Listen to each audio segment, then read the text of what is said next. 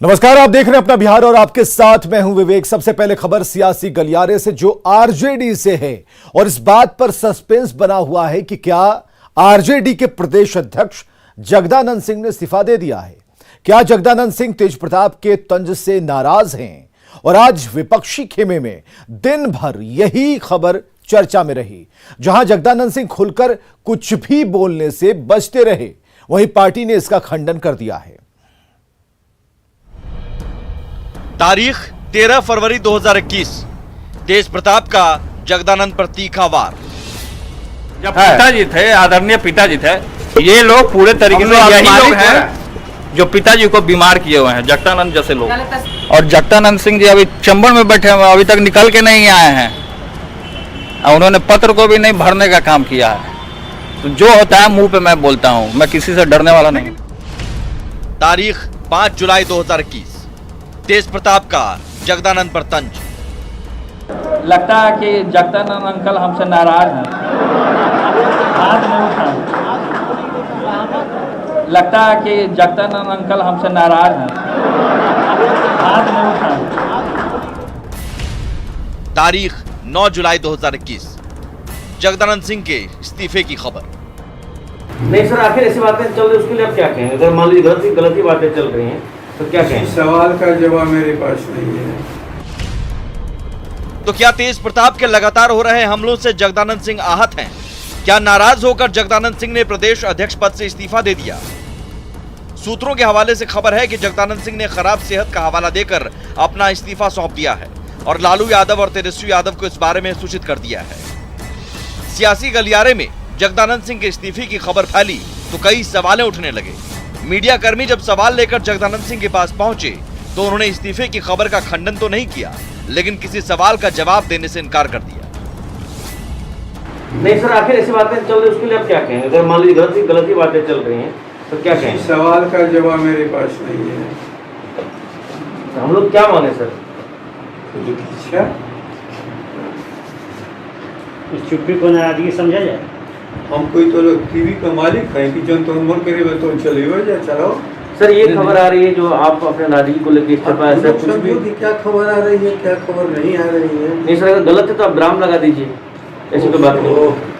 हर प्रचार का जवाब हम देते चलेंगे। लगता है कि जगदानंद अंकल हमसे नाराज हैं। सियासी गलियारों में चर्चा यह है कि जगदानंद सिंह तेज प्रताप के बयानों से आहत और नाराज हैं। वहीं नाराजगी के सवाल पर जगदानंद सिंह ने कहा कि तेज प्रताप से पूछिए। माना जा रहा है कि तेज प्रताप यादव ने जिस तरह से उस दिन रजत जयंती के दिन यह कहा था कि जगदा अंकल हाथ नहीं उठा रहे हैं, उससे आप नाराज हैं और यही वजह है कि आपने ये कदम उठाया है। तेज प्रताप से जाके बात करूं, उसी की बात नाराजगी सर है आपके मन में सर? इस्तीफे की खबर आती है, पहले मुंह पर लगा के जो बोलेगा ओकर बातें हमने सुनी समझी। सूत्रों के हवाले से खबर है कि जगदानंद सिंह का इस्तीफा स्वीकार नहीं किया गया है। हालांकि आरजेडी ने इस्तीफे की खबर का खंडन करते हुए तुरंत डैमेज कंट्रोल में जुट गया। देखना होगा आरजेडी के संस्थापक सदस्यों में से एक और लालू के पुराने साथी रहे जगदानंद सिंह की अगर नाराजगी है तो क्या वो नाराजगी दूर हो पाएगी? Ravi S Narayan, news 18, Patna. लगता है कि जगदानंद अंकल हमसे नाराज हैं। हाथ नहीं उठा। तो हलचल केवल जेडीयू खेमे में नहीं, आरजेडी खेमे में नहीं बल्कि जेडीयू खेमे में भी साफ तौर पर देखी गई। मोदी मंत्रिमंडल में जेडीयू से एकमात्र चेहरा आरसीपी सिंह के शामिल होने के बाद पटना में सियासी हलचल तेज है। जेडीयू सांसद ललन सिंह और उपेंद्र कुशवाहा के बीच करीब 1 घंटे तक मुलाकात हुई, जिसके कुछ देर बाद जेडीयू के प्रवक्ताओं की लिस्ट में बड़ा फेरबदल किया गया।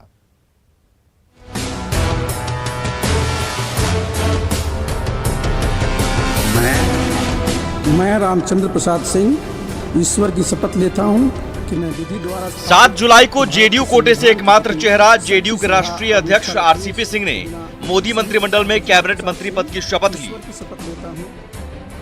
और 48 घंटे के अंदर जेडीयू के 2 बड़े चेहरे पटना में मुलाकात करते हैं। पटना में जेडीयू सांसद ललन सिंह ने जेडीयू संसदीय बोर्ड के अध्यक्ष उपेंद्र कुशवाहा से मुलाकात की। दोनों के बीच करीब 1 घंटे तक बातचीत हुई। हालांकि दोनों ने किस मुद्दे पर बात की, इसका खुलासा दोनों में से किसी ने नहीं किया।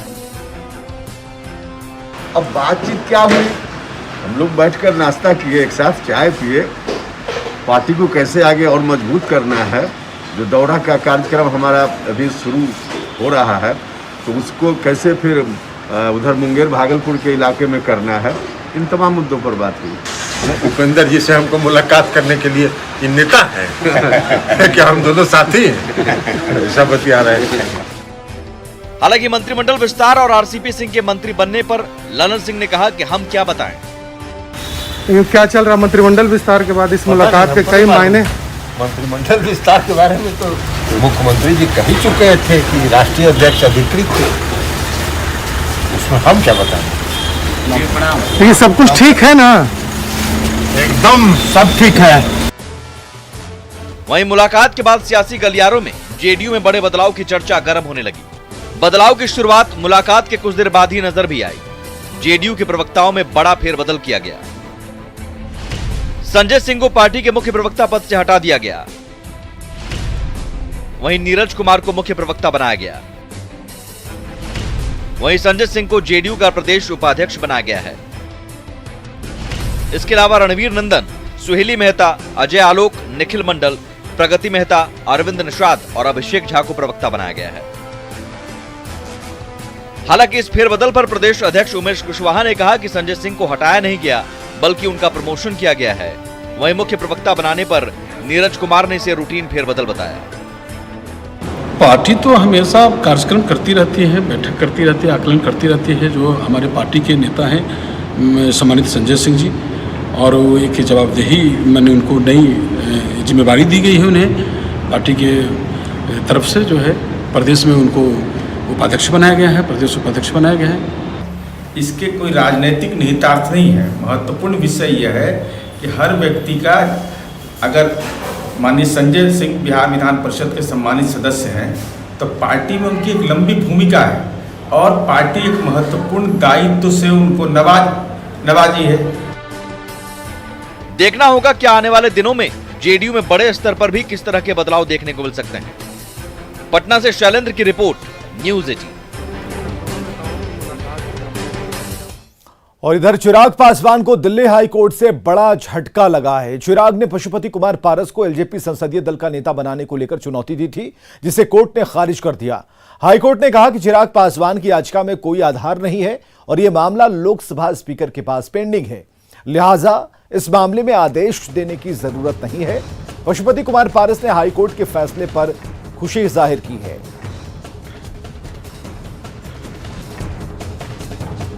अध्यक्ष महोदय के द्वारा नियमन जारी हुआ और नोटिफिकेशन जारी हुआ कि लोक जनशक्ति पार्टी के जो हम 6 सांसद हैं उसके नेता अब चिराग पासवान जी नहीं रहे, उसके नेता पशुपति कुमार पारस जी संसदीय दल के नेता घोषित हुए। इस खिलाफ में चिराग पासवान जी कोर्ट गए। आज कोर्ट में बहस हुआ और माननीय न्यायाधीश महोदय के द्वारा उसको रिजेक्ट कर दिया गया। मैं कोर्ट के आदेश का सम्मान करता हूं। हम लोग न्यायप्रिय व्यक्ति हैं, लोकतंत्र पर मुझको विश्वास। तो चिराग की अर्जी में कोई नया आधार नहीं है, ये कहना है हाईकोर्ट का। लोकसभा स्पीकर के पास पेंडिंग है मामला, हाईकोर्ट ने यह कहा और चिराग पासवान को एक बड़ा झटका दे दिया। दिल्ली हाईकोर्ट से चिराग पासवान को झटका लगा। इसके बाद पशुपति पारस सामने आए और उन्होंने अपनी बात रखी कि वो गैर जरूर थे, लेकिन हाईकोर्ट ने भी उनकी अर्जी को खारिज कर दिया है। हाजीपुर पहुंचे बिहार सरकार के अल्पसंख्यक कल्याण मंत्री जमा खान ने एक चौंकाने वाला बयान दिया है। जमा खान ने कहा कि उनके पूर्वज राजपूत थे और उन्होंने इस्लाम धर्म कबूल किया, जिसके बाद वो मुस्लिम हो गए। जमा खान का दावा है कि आज भी उनके पूर्वज राजपूत वंशज मौजूद हैं और उनसे पारिवारिक रिश्ता है। हाजीपुर पहुंचे बिहार सरकार के अल्पसंख्यक कल्याण मंत्री जमा खान ने एक चौंकाने वाला बयान दिया है। जमा खान ने कहा कि उनके पूर्वज राजपूत थे और उन्होंने इस्लाम धर्म कबूल लिया, जिसके बाद वो मुस्लिम हो गए। जमा खान का दावा है कि आज भी उनके पूर्वज के राजपूत वंशज मौजूद हैं और उनसे उनका पारिवारिक रिश्ता है। हमको मान लीजिए, मैं राजपूत था, मैं हिंदू था, राजपूत था। हमारे बुजुर्ग जो हम लोग आए यहाँ से बैसवाड़ा से आए, बैस ठाकुर थे हम लोग। हमारे पूर्वज जयराम सिंह भगवान सिंह थे, 2 लोग हमारे यहाँ आए, यहाँ लड़ाई छिड़ी, वो जीते। भगवान सिंह थे, वो इस्लाम कबूल कर लिए, मुसलमान हो गए। जो खानदान हम लोगों का है, बगल में मेरा परिवार, बगल में सरिया गांव है, जहाँ खानदान है जयराम सिंह खानदान है। हम दोनों का आज भी आना जाना सब कुछ है। जमा खान कैमूर के चैनपुर विधानसभा क्षेत्र से जीतकर आए बीएसपी के इकलौते विधायक थे, जिन्होंने कुछ महीने पहले जेडीयू का दामन थामा था। तो जमा खान कैमूर के चैनपुर विधानसभा क्षेत्र से जीतकर आए बीएसपी के इकलौते विधायक, जिन्होंने कुछ महीने पहले जेडीयू का दामन थामा, और उनकी बात आपने सुनी। इधर दरभंगा पार्सल ब्लास्ट के आरोपी इमरान और नासिर को लेकर खबर है कि एनआईए ने दोबारा इन्हें रिमांड पर लिया है। एनआईए कोर्ट में पेशी के बाद कोर्ट ने दोनों को 17 जुलाई तक एनआईए के रिमांड पर दिया है।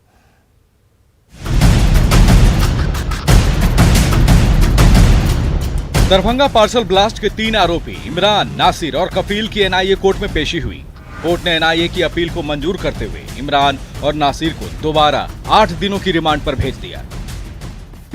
10 दिनों का रिमांड इमरान और नासिर के 10 दिनों का रिमांड मांगा गया था, जिनमें 8 दिन का रिमांड मंजूर हो गया, जो 16 तारीख तक दोनों रिमांड पर रहेंगे।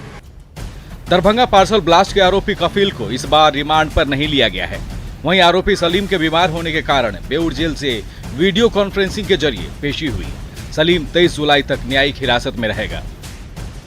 पार्सल बम ब्लास्ट का कॉन्स्पिरेटर सलीम पटना के इसी बेऊर जेल में बंद है और वह बीमार होने के बाद जुडिशियल कस्टडी में आया था, लेकिन आज भी एनआईए ने उसका रिमांड नहीं लिया है और फिलहाल वीडियो कॉन्फ्रेंसिंग के माध्यम से बेऊर जेल से उसकी पेशी हुई है एनआईए कोर्ट में, और एनआईए कोर्ट ने उसे अगले 23 जुलाई तक के लिए जुडिशियल कस्टडी में ही रखे जाने का निर्देश दिया है।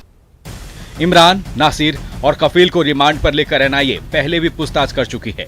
सलीम से पूछताछ करने के बाद एनआईए की टीम दरभंगा पार्सल ब्लास्ट की गुत्थी सुलझाने की लगातार कोशिश करती रहेगी। पटना से संवाददाता संजय कुमार के साथ अमित कुमार की रिपोर्ट।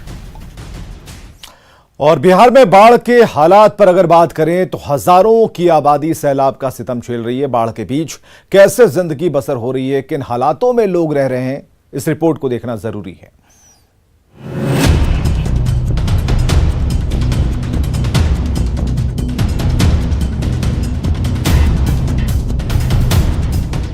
तस्वीर दरभंगा के केवटी प्रखंड की है, जहां कोठिया के पास जमींदारी बांध टूट गया है। लोगों की माने तो बांध नहीं बना तो कई गांव के डूबने का खतरा है। अभी तक यहाँ बांध टूट गया है, तकरीबन 20 फीट टूट गया है। अभी तक कोई सरकारी महकमा यहाँ पर नहीं आया है। जेई साहब, एसडीओ साहब, सबका मोबाइल नंबर बंद है। यहाँ रात भर वो वहाँ कोठिया में परेशान थे हम लोग, वहाँ बांध कर आए हैं। अभी यहाँ जो है तकरीबन 20 फीट बांध टूट चुका है। अब जल्द से जल्द यहाँ पर अगर उपाय नहीं होता है तो यहाँ पर तकरीबन पूरा गाँव डूब जाएगा, बड़ी परेशानी हो जाएगी। मुजफ्फरपुर में भी बूढ़ी गंडक कहर बरपा रही है। गांव के गांव बाढ़ में डूबे हुए हैं। मधुबन काठी गांव के लोग खाना बनाने वाले पतीले से जुगाड़ की नाव के सहारे जिंदगी बसर करने को मजबूर हैं। एक नई तरह की चीज हम आपको दिखाते हैं। ये एक नैया है। जुगाड़ की नाव के बहुत सारे स्वरूप आपने देखे होंगे कि ट्यूर का नाव था, थर्मोकोल का नाव था। आज ये पतीला नाव है। ये पतीला नाव देखिए कि 4 पतीले इसमें लगाए गए, एक खाट डाला गया और इससे ये लोग घरों से बाहर निकल रहे हैं अपनी जरूरतों को पूरा करने के लिए। आखिर इस पतीला नाव का क्या विशेषता है? ये पतीला नाव हम लोग बनाए हैं अपने से जान की सुरक्षा के लिए। अभी हेल करके जाते हैं तो भर गर्दन कई भर माथे से ऊपर पानी है। खाना जो बनाते हैं उसी पतीला से हम लोग जुगाड़ का खटिया डाल के बनाए हैं। गोपालगंज में भी 2 दिनों से लगातार हो रही बारिश ने जनजीवन प्रभावित किया है। शिक्षा विभाग का कैंपस पूरी तरह तालाब में तब्दील हो गया है। सड़कों पर नाले का गंदा पानी बहने के कारण बीमारी की भी आशंका बढ़ गई है। कटिहार के अहमदाबाद प्रखंड के लखनपुर पंचायत के बड़ा लखनपुर गांव में भी महानंदा नदी का पानी तेज कटाव कर रहा है। कटाव की स्थिति बड़ी गंभीर है और बड़े बड़े नेता यहाँ पहुँचे, मनोहर सिंह जी मेरे वर्तमान विधायक साहब, और बड़े बड़े वायदा करके चले गए। यहाँ का लोग बेरोजगार है वैसे भी बाढ़ की स्थिति के कारण। कटाव के संबंध में जो फ्लड फाइटिंग का एसओपी है उसके अनुसार जब भी कटाव होता है तो हम लोग जियो बैग और बोल्डर इत्यादि हम लोग वहाँ पर एट द साइट रखते हैं। हर एक साइट पर ये फ्लड फाइटिंग जो हमारे सामग्री वो रहते हैं, और जैसे ही कटाव परिलक्षित होता है तो वहाँ पर जा कर के जो भी कटाव को रोकने के लिए या आगे कटाव ना हो उसके लिए जो भी हम लोग को कार्य करना पड़ता है ड्यूरिंग दी फ्लड्स, ये कार्य सतत जारी रहता है जहाँ भी कटाव होता है। मधुबनी में भी बाढ़ के पानी तेज बहाव में लगड़ी गांव का मुख्य रास्ता ही बह गया। गांव का संपर्क पद्मा गांव से कट गया है। लोग पोल के सहारे जान जोखिम में डालकर रास्ता पार करने को मजबूर हैं। न्यूज 18 के लिए दरभंगा से विपिन कुमार दास, मुजफ्फरपुर से सुधीर कुमार, गोपालगंज से मुकेश कुमार, कटिहार से सुब्रत गुहा के साथ मधुबनी से अमित रंजन की रिपोर्ट। समस्तीपुर में बूढ़ी गंडक में नाव डूबने से 3 लोगों की मौत हो गई, जबकि 2 की हालत गंभीर है। 3 लोग लापता हैं और हादसा खानपुर के बछौली के पास हुआ।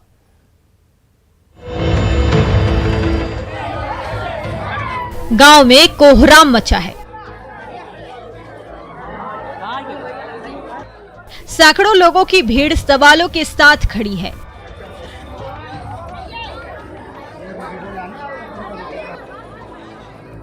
क्योंकि बात ही कुछ ऐसी है। समस्तीपुर में बड़ा हादसा हुआ है। यहाँ बूढ़ी गंडक नदी में नाव डूब गई है, जिसमें 3 लोगों की डूबकर मौत हो गई। ये हादसा खानपुर के बछौली के पास हुआ है। जैसे ही नदी से 3 लोगों की लाश निकाली गई, गांव में कोहराम मच गया। नदी में जो नाव डूबी उस पर 8 लोग सवार थे, जिसमें 5 लोगों को बाहर निकाल लिया गया। 3 लोगों की मौत हो चुकी है, जबकि 2 लोगों की हालत गंभीर बनी हुई है। अभी भी 3 लोग लापता बताए जा रहे हैं। बताया जा रहा है कि सभी लोग नाव से दाह संस्कार कर गांव लौट रहे थे, तभी नाव पलट गई और ये बड़ा हादसा हो गया। दानापुर दियारा के लोग उफनती गंगा में नाव पर सवारी करने को मजबूर हैं। पीपा पुल टूट गया है। इसके बाद आने जाने के लिए नाव के अलावा कोई सहारा नहीं है।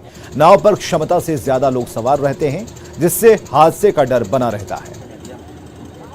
दानापुर दियारा पीपा पुल टूटने के बाद अब नाव के सहारे हो गया है और लोग नाव से ही यहाँ पहुँच रहे हैं। यहाँ पे देख सकते हैं कि किस तरह से महिलाएं अपने बच्चों के साथ में जो है ये दियारा से आ रही हैं और काफ़ी मुश्किल भरा जो है सफ़र होता है नाव का। काफ़ी जो है कठिनाइयों के साथ जो है नाव के सफ़र लोग करते हैं। उससे नाव पार होने में बहुत मुश्किल होता है। क्या बहुत कठिनाई होता है। जब हवा बढ़ने लगता है तो नाव ऊपर नीचे करने लगता है, पानी डूबने से बचता है। डूबे धंसे के तो परेशानी जल तो हल ही हवे, नाव से बहुत दिक्कत है। और क्या कहें? क्या होना चाहिए? पुल होना चाहिए।